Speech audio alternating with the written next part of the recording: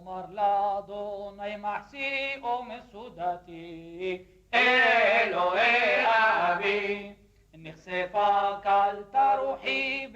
2500 ans d'histoire juive au Maroc.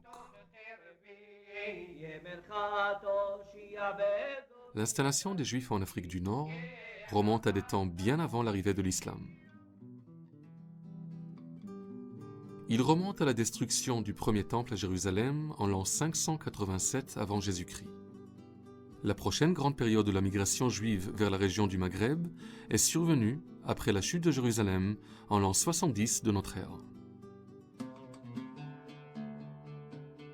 Des bornes funéraires hébraïques et les ruines d'une synagogue datant du IIe siècle ont été trouvées à Volubilis, ou à Lili, une ville romaine autrefois animée au nord du Maroc.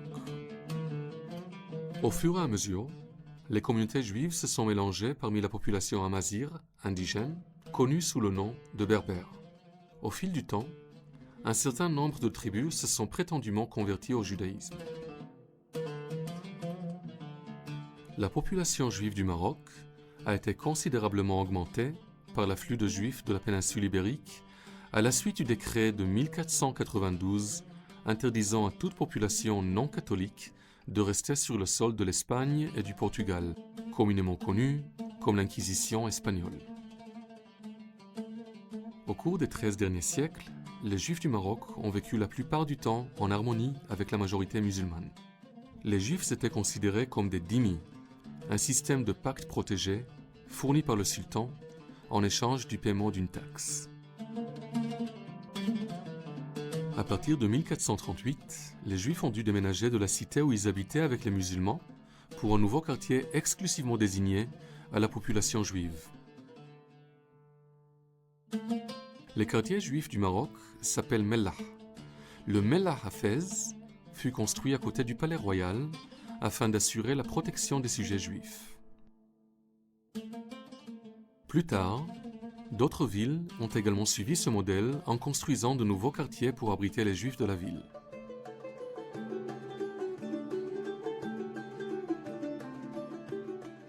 Au Maroc, différents dialectes juifs se sont émergés tels que l'arabe judéo-marocain, le judéo-berbère et la hakatia dans le nord du pays. En 1882, l'organisation Alliance israélite universelle, fondée à Paris, a ouvert sa première école au Maroc et s'est ensuite étendue à d'autres villes du pays. Ces écoles ont encouragé l'assimilation des Juifs marocains à la culture et à la langue française bien avant l'établissement du protectorat français au Maroc en 1912. Quels sont les poètes français du XVIIe siècle? Corneille, Racine, Boileau, La Fontaine et Molière.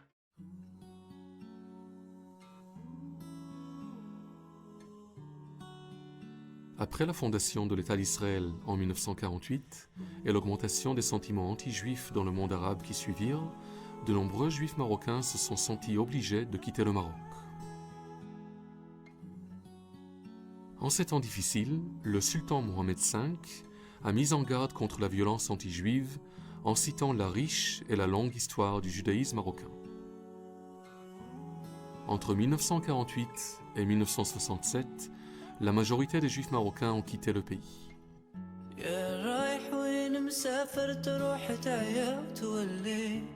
La population juive au Maroc comptait plus d'un quart de million. Aujourd'hui, cette communauté s'est réduite à 3000 membres qui continuent à vivre dans leur pays natal.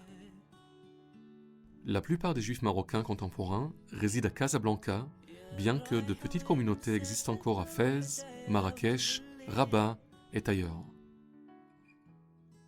Le patrimoine hébraïque fait partie intégrante de la culture et de la société marocaine. Actuellement, le Maroc est l'un des rares pays musulmans à avoir une population juive.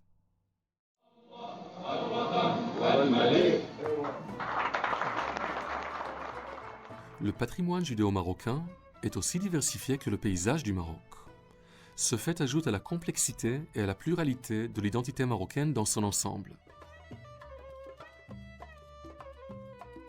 La diaspora juive marocaine énumère plus d'1 million de membres aux 4 coins du monde.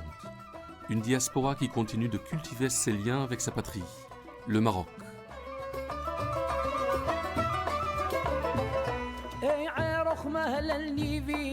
لا القادل بينورا اي عارخ مهل النيبي لا القادل بينورا اللي خذها قد شرب به يعقوب بحسرا اللي خذها قد شرب به اللي خذها قد شرب به اللي خذها قد شرب به اللي خذها قد شرب به اللي خذها قد شرب به يعقوب بحسرا